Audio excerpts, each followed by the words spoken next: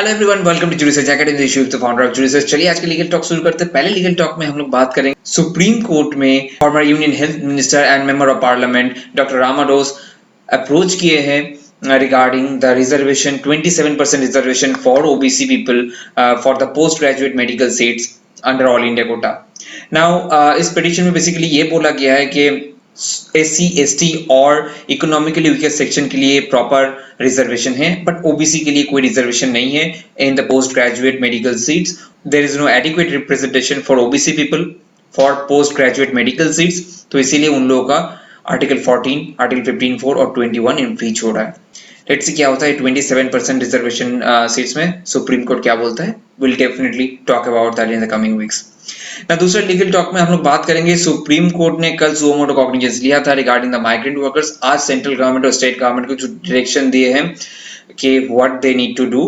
पहली बात है कोई भी फेयर चार्ज नहीं किया जाएगा माइग्रेंट वर्कर से रिगार्डिंग द रेलवे फेयर और बसेस के लिए कोई फेयर नहीं चार्ज किया जाएगा। दूसरी चीज, अगर माइग्रेंट वर्कर्स कोई भी स्टेट से एक स्टेट से दूसरी स्टेट में जा रहा है तो जो स्टेट से ट्रेन खुल रही है उसी स्टेट को पहले खाने का बंदोबस्त और पीने का बंदोबस्त करना पड़ेगा। उसके बाद ड्यूरिंग द जर्नी ट्रेन और bus they are going to provide the food and water for them ना। उसके साथ साथ अगर जो भी माइग्रेंट वर्कर्स चलते हुए आ रहे हैं, अगर कोई भी मिले तो उन लोगों को प्रॉपर शेल्टर, बेनिफिट्स, खाना ये सब दिया जाए। So these are the directions that have been given by the supreme court to the central and state government. So it's a very important and ये होना भी चाहिए। तो finally supreme court took the suo motu cognizance has done it. So what do you think about it? Please mention below in the comment section. Third legal talk में हम लोग बात करेंगे, कुछ दिन पहले 23 मई मुंबई पुलिस कमीशन ने एक ऑर्डर पेश किया था जिसमें ये बोला गया कि कोविड-19 के चलते कोई भी मिस इन्फॉर्मेशन अगर कोई ग्रुप में पोस्ट किया जाएगा तो उसके एडमिन भी लायबल, पर्सनली लायबल होगा उस मिस इन्फॉर्मेशन के लिए।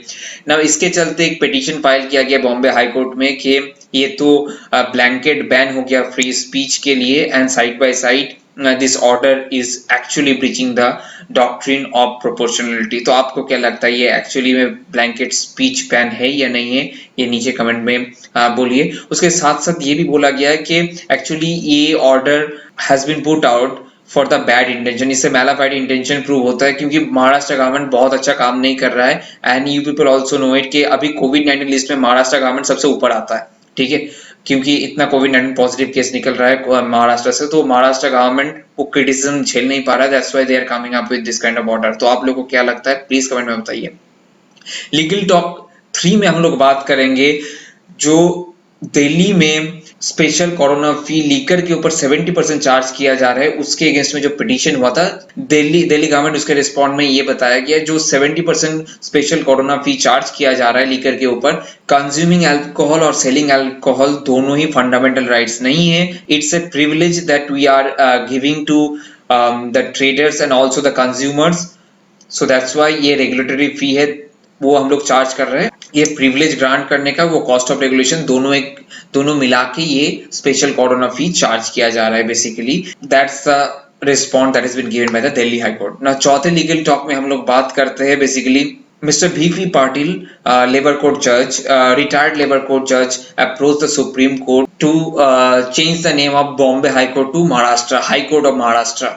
सो बेसिकली इसका यही रीजन दिया गया है कि अभी जो बॉम्बे हाई कोर्ट के जो नेम है उससे महाराष्ट्र के कल्चर हैम्पर हो रहे हैं और उसके साथ साथ जो राइट टू ऑटोनॉमी है वो भी आर्टिकल 21 के पार्ट है एंड कोई भी पब्लिक इंस्टीट्यूशन के नोमेनक्लेचर वो राइट टू ऑटोनॉमी में आता है। तो दैट्स वाई हम लोगों के आर्टिकल 21 भी हैम्पर हो रहा है as a Maharashtrian. So that's why वो नाम चेंज कर देना चाहिए। और 2016 में कि high court alteration of names bill introduce किया गया था, ऑल्टरेशन ऑफ नेम और नेम चेंज करने के लिए हाई कोर्ट में, बट वो बिल पास नहीं हुआ था 2016 में। सो उसके बाद this is the petition that has been filed. So let's see क्या होता है। नाउ लीगल टॉक नंबर 6 में बात करते हैं, तेलंगाना हाई कोर्ट भी आज गवर्नमेंट को स्लैम किया है कि आप ज्यादा से ज्यादा टेस्टिंग कीजिए क्योंकि टेस्टिंग के बिना कोविड-19 को कार्ब नहीं किया जा सकता है। कुछ दिन पहले गुजरात हाई कोर्ट भी गवर्नमेंट को टेस्टिंग के चलते स्लैम किया है, तो तेलंगाना हाई कोर्ट भी सेम ही चीज बोल रहा है कि टेस्ट करो, टेस्ट बिना टेस्ट के कार्ब को फ्लैटन नहीं किया जा सकता है कोविड-19 के।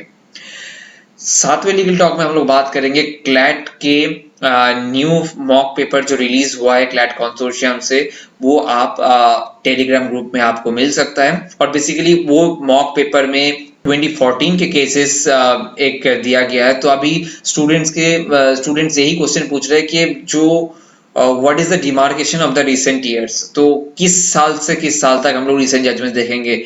तो बेसिकली पहले ये बोला जा रहा था 3 साल पर 2017 तक, तो उसके बाद अभी 2014 के भी केसेस वो लोग पूछ रहे हैं। So there is a lot of confusion in student mind. So basically मैं आपको यही सजेस्ट करूंगा कि आप पहले 2017 तक कर लो, क्योंकि there are lot of cases, lot of events, amendments and everything that have been there in till 2017। तो वो पहले खत्म कर लो, उसके बाद उसके ऊपर जाना लाइक 2016, 2015, 2014 जो भी है, क्योंकि there are lot of things complete नहीं कर पाओगे, टाइम उतना भी नहीं है। टाइम एक्सटेंड हुआ है, that's a very good thing for you people, but उतना भी नहीं है कि आप लोग सब खत्म कर पाओ। तो पहले 2017 तक खत्म करो।